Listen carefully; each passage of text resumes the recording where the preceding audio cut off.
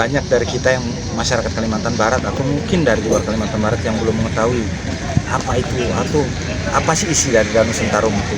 Nah, saat ini saya sudah bersama Mas Saal.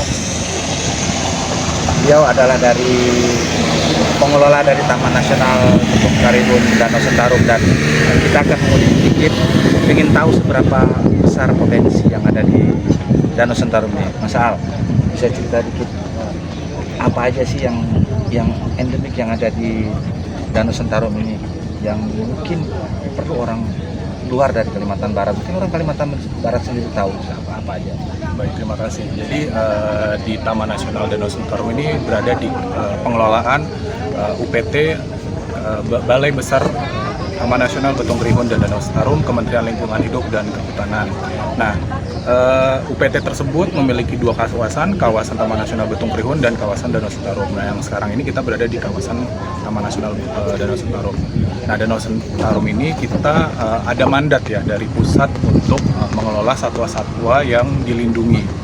Nah, diantaranya orangutan, kemudian bekantan, kemudian lutung, beruang madu, dan buaya sinyulong, buaya yang mulutnya panjang itu ya, yang memang ada di Danau Sentarum ini. Nah, kemudian juga ada arwana super red. Jadi kalau Bapak Ibu yang tinggal di Kalimantan Barat atau di luar Kalimantan Barat pun sudah sangat terkenal ya, arwana super red ini. Danau Sentarum merupakan habitat aslinya. Namun sayangnya kalau Bapak Ibu mencari ikan itu di Danau Sentarum itu sudah sangat sulit, karena memang itu menjadi fokus dari Taman Nasional Danau Sentarum untuk memperbanyak kembali populasinya kembali. Nah, salah satunya kemarin kita pernah melakukan pelepas liaran. Jadi kita bekerja sama dengan pengusaha-pengusaha arwana yang ada di Kalimantan Barat untuk bisa menyumbangkan hasil budidayanya dan dilepas liarkan kembali di Danau Sentarum. Nah, bagaimana masyarakat kalau ingin melihat keindahan dari Danau Sentarum ini? Tadi saya dengar ada 3 pintu masuk. Nah, itu di mana gitu? Jadi Danau Sentarum ini memiliki wisata-wisata ya yang memang terbuka untuk umum. Nah, bisa Bapak Ibu akses dari Kecamatan Batanglupar atau Lanjak. Kalau dari arah Pontianak ataupun dari arah Putus Sibau itu bisa menempuh jalur sekitar 3 jam darat menuju Lanjak, dan itu nanti kita akan tujuannya Pulau Sepandan, Pulau Sepandan dan Pulau Melayu. Nah, kemudian kalau Bapak Ibu juga dari arah Pontianak mau ke Tekenang, itu bisa melalui Kecamatan Semitau dan Kecamatan Suhaid. Dan Bapak Ibu kalau mau berkunjung ke Bukit Semujan, kemudian Bukit Vega, itu bisa melalui jalur Kecamatan Selimbau. Itu dari arah Pontianak ataupun dari Putus Sibau, itu bisa ke Kecamatan Selimbau. Boleh mungkin bisa dibuka sedikit aja biayanya gitu ya. Kalau untuk biaya kita bekerja sama dengan masyarakat, Pak. Bekerja sama dengan masyarakat, kurang lebih range-nya kalau untuk ongkos speednya, satu speed itu bisa di range 300 sampai 400 ribu ya, dari Lanjak ataupun ke Sepandan itu pulang pergi. Jadi sehingga untuk rekomendasi kalau bisa jangan sendiri ya, jadi biar bisa lebih ringan, berkelompok 3 atau untuk speednya juga kapasitasnya 3 sampai 4 orang aja sih Pak, untuk satu speed yang 300 atau 400 ribu itu. Nah, itu belum termasuk biaya-biaya sewa villa atau kalau mau bermalam dan lain-lain. Iya, tadi kita sempat lihat lewat tadi di Pulau Sempadan itu ada villa ya, ada dua bangunan villa itu. Nah, itu villa itu memang kita disewakan buat pengunjung. Nah, bagaimana caranya masyarakat supaya bisa mendapatkan akses, bisa langsung membooking ke sana? Jadi kita untuk masyarakat umum bisa membukingnya melalui sosial media kami, salah satu di Instagram, kemudian ada juga lewat WhatsApp call center di nomor yang mungkin nanti ditampilkan ya di ini nomor WhatsApp-nya. Jadi nanti langsung saja tujuannya mau kemana, kemudian berapa orang, kemudian mau bermalam berapa lama, kemudian mau tujuannya kemana, itu nanti diinformasikannya aja melalui call center kami. Termasuk juga walaupun nggak wisata, penelitian ataupun mau melakukan liputan-liputan apapun itu di seluruh kawasan Taman Nasional Danau Sentarum, silakan hubungi call center kami. Oke, tadi kita berbicara tentang pariwisatanya, tentang kunjungan wisatanya. Nah, sejauh ini berapa besar kunjungan wisata yang sudah terserap di Danau Sentarum? Jadi kalau di Danau Sentarum ini termasuk ramai ya pengunjungnya. Cuman di 3 tahun ke belakang karena COVID itu memang pandemi sempat ditutup tuh 2 tahun full kita ditutup di dalam menerima wisatawan, dan baru di awal tahun 2002 ini dan sampai sekarang ini udah mulai terbuka lagi untuk selain wisatawan lokal, kita juga sering kedatangan wisata dari luar negeri seperti Malaysia, Jepang, terus daerah dari Eropa itu ke Bukit Semujan biasanya. Jadi kalau orang-orang ke Eropa, orang-orang bule itu biasanya lebih ke wisata-wisata ekstrim yang bukit-bukit ekstrim seperti Bukit Semujan. Tapi kalau misalnya kayak Jepang atau Asia ataupun yang lokal itu biasanya sampai di Pulau Sepandan ataupun wisata memancing gitu. Ada satu satwa yang katanya sekarang sedang diteliti, lutung. Lutung itu bisa diceritain sedikit bagaimana sampai lutung itu akan dijadikan satwa endemik. Jadi memang tentunya diawali dengan laporan dari masyarakat ya, bahwa ada lutung yang dari segi ciri-ciri morfologinya itu berbeda ya, atau dari segi bulunya itu berbeda daripada lutung-lutung yang lain. Ini memiliki ciri-ciri berwarna merah keemasan rambut-rambutnya itu. Nah itu yang kemudian kita bekerja sama dengan IPB sebagai tim peneliti,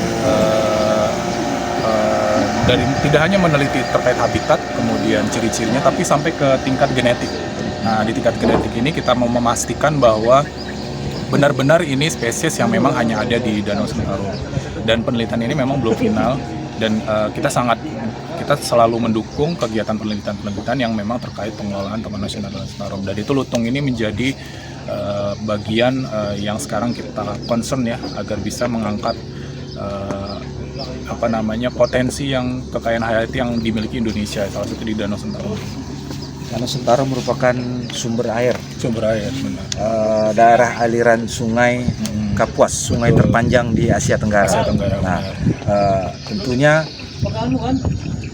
keberadaan Danau Sentarum ini memang harus kita jaga, sehingga kebutuhan akan air bagi masyarakat yang berada di bantaran sungai Kapuas, mungkin masyarakat Kalimantan Barat akan bisa terus berlangsung. Nah, seperti apa proses ataupun mungkin upaya dari pihak dari Taman Nasional ini menjaga agar keberadaan Danau Sentarum sebagai sumber air itu tetap terjaga sampai sekarang dan mungkin untuk kedepannya, untuk nanti generasi-generasi terus. Jadi dalam pengelolaannya kita juga memiliki beberapa program kerja pastinya ya, dan sebelum ke arah program sana memang masalah utama di Danau Sentarum itu ketika nanti saat musim kering. Jadi di musim kering itu nanti rawan sekali kebakaran yang pernah terjadi dulu di tahun 2012, 2015 atau 2019 yang kebakaran besar, yang itu nanti akan mengurangi pohon-pohon besar yang ada di sini yang menjadi sumber resapan air.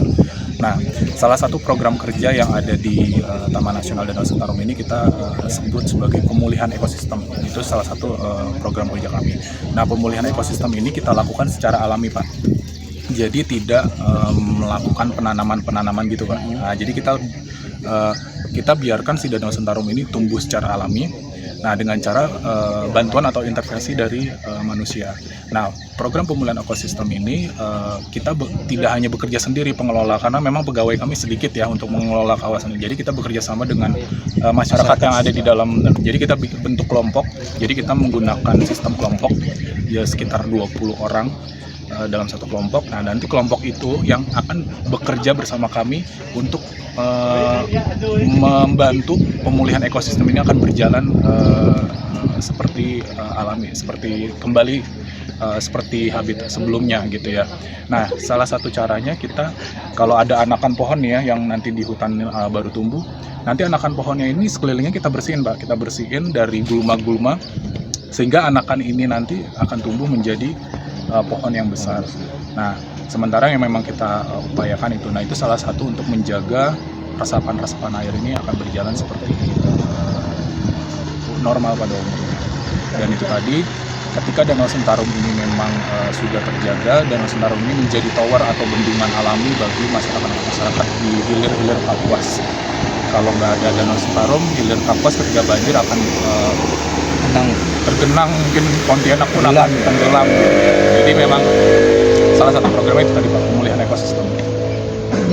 Nah, kita berbicara soal Danau Sentarum, memang tidak sedikit yang harus kita kupas, banyak sekali yang. Danau Sentarum merupakan salah satu surga yang tersembunyi di Kalimantan Barat. Benar. Ya memang wajib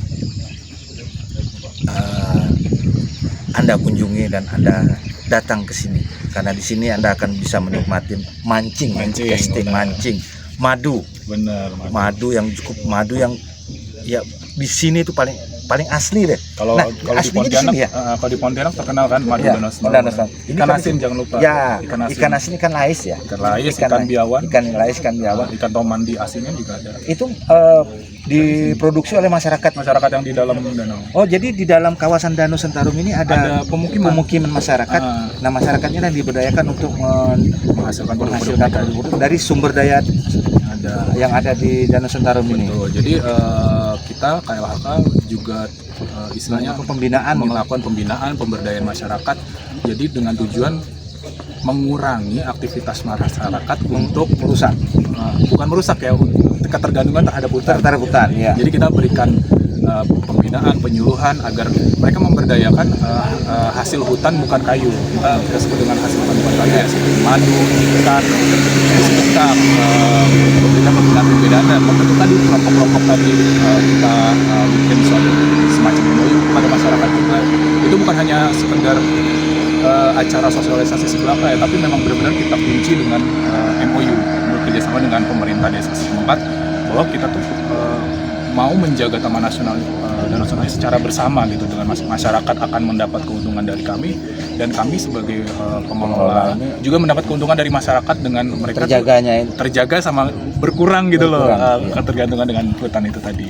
Salah satunya tadi kita madu, kemudian kerupuk kering ya, kerupuk ikan itu yang sudah mungkin tersebar juga sampai ke Pontianak. Oh ya, mungkin bisa terakhir diceritain.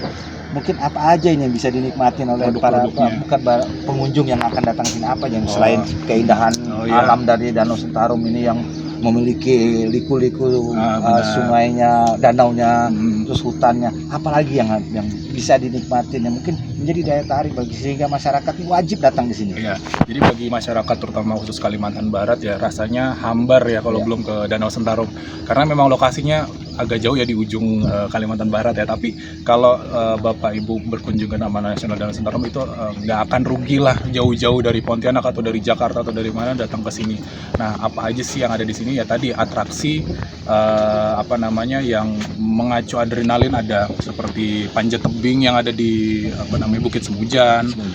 Kemudian penginapan di tengah pulau yang di tengah danau tadi, terus ada jet ski. Kemudian kalau Bapak lebih masuk ke dalam danaunya itu nanti akan menemukan hutan-hutan danau yang seperti maze ya, lika-liku atau labirin ya.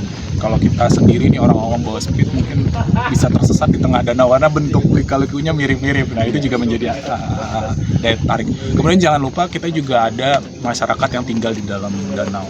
Dan di situ kita bisa melihat kearifan lokal, bagaimana aktivitas nelayan mereka, bagaimana mereka mengambil ikan. Nah, itu sangat menjadi daya tarik wisata sosial ya, sosial budaya. Kemudian kalau di dalam danau ini kita mayoritas Melayu, suku Melayu, jadi kita bisa melihat kebudayaan Melayu yang ada di Danau Sentarum ini.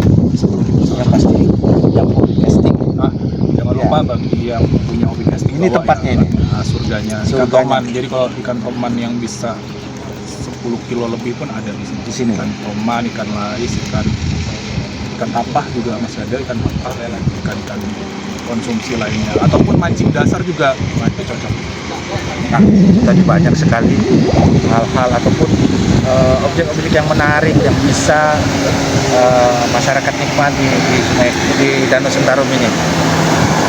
Budget yang besar, tenaga yang terkuras akan terbalaskan, akan terbayarkan dengan Anda menikmati di kawasan Danau Sentarum ini.